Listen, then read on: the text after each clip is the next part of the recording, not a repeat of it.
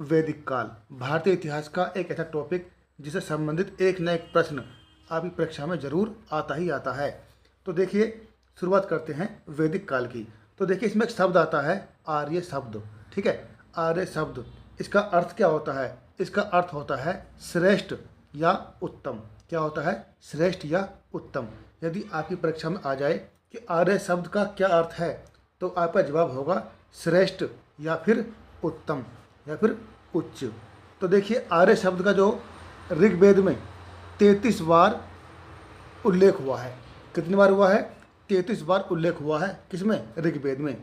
यदि क्वेश्चन आ जाए कि आर्य शब्द का ऋग्वेद में कितनी बार उल्लेख हुआ है, तो आपका जवाब हो जाएगा 33 बार। ठीक है, तो 33 बार ऋग्वेद में आर्य शब्द का उल्लेख हुआ है। अब देखिए, आगे हम पढ़ेंगे। वैदिक संस्कृति सिंधु सभ्यता के बाद अस्तित्व में आई थी। यानी कि पहले कौन सी आई थी? सिंधु सभ्यता आई थी, उसके बाद में आई थी वैदिक संस्कृति। ठीक है, इसकी जानकारी वेदों से मिलने के कारण इसे वैदिक संस्कृति कहा जाता है। इसकी जो जानकारी है हमें किससे मिलती है? वेदों से मिलती है। और वेद हमारे कितने हैं? 4 वेद हैं, ऋग्वेद, सामवेद, अथर्ववेद और यजुर्वेद। तो इन्हीं वेदों से वैदिक काल की जानकारी हमको मिलती है और उसी के आधार पर हमने इसका नाम क्या रख दिया? वैदिक संस्कृति।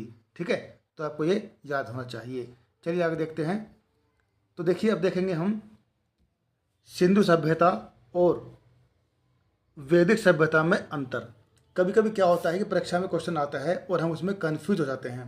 सिंधु सभ्यता और वैदिक सभ्यता में क्या अंतर है, ये हमको भली बातें मालूम होना चाहिए।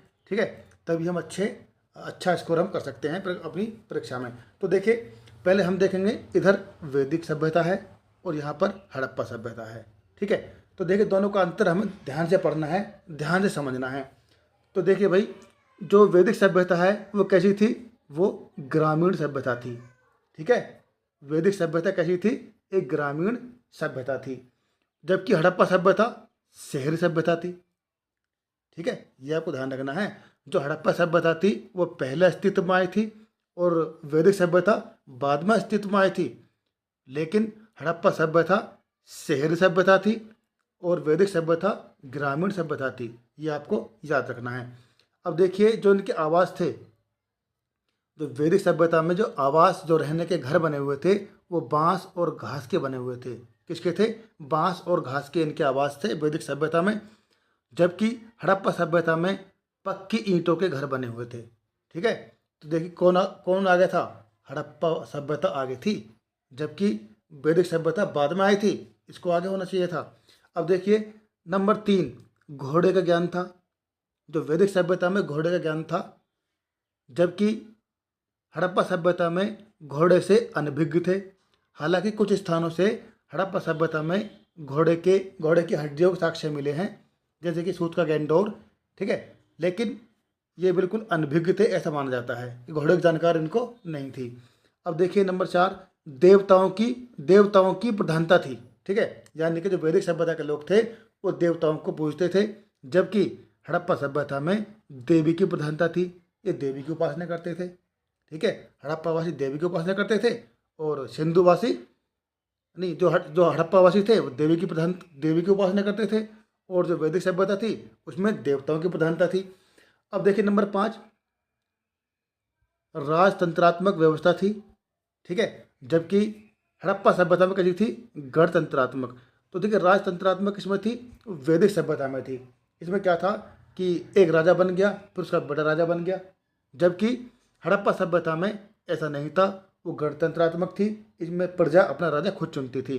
जबकि जो वैदिक सभ्यता है हमारे, इसमें भी सभा और समिति दो ऐसी संस्थाएं थीं जो राजा का चयन करती थीं और उसको पद से हटाने का काम भी करती थीं।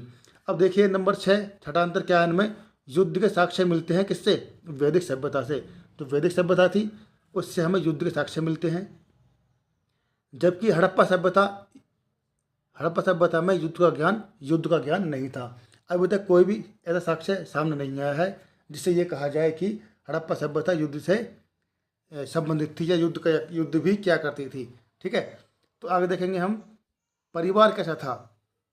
तो देखिए भाई, जो वैदिक सभ्यता थी इसमें परिवार था पितृ सत्तात्मक, ठीक है, पितृसत्तात्मक यानी कि पिता का मुख्य स्थान था, जबकि हड़प्पा सभ्यता का जो परिवार था वो था मातृ सत्तात्मक यानी कि माता का इसमें विशेष स्थान था। अब देखिए नंबर 8वां अंतर क्या है।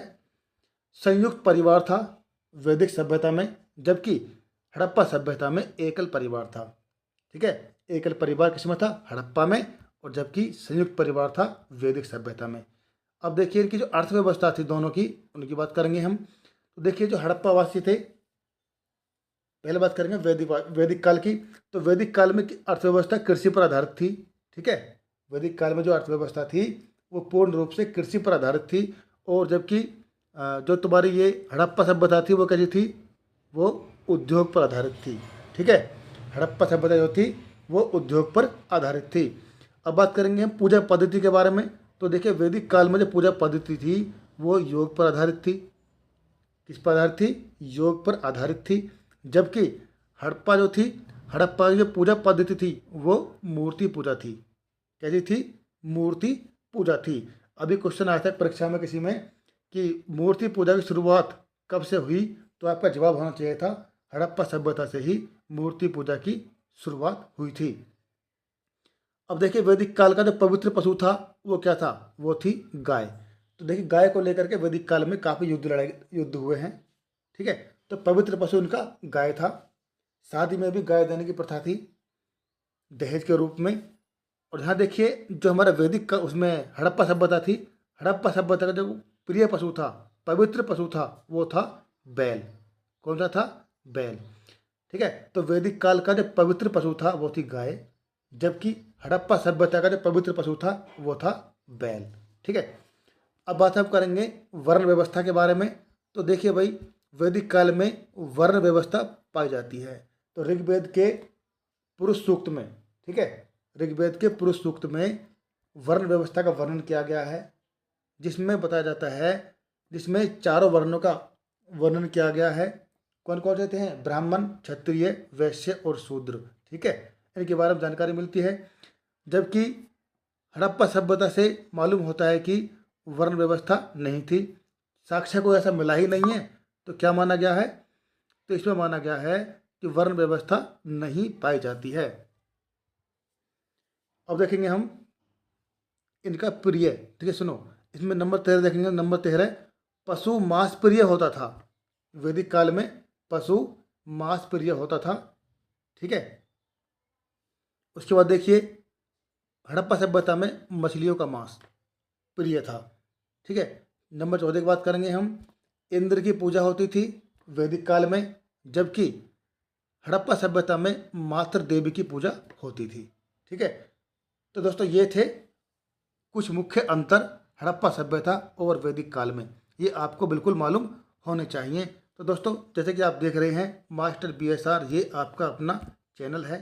यदि आप इस पर नए हैं तो सब्सक्राइब करना इसको ना भूलें।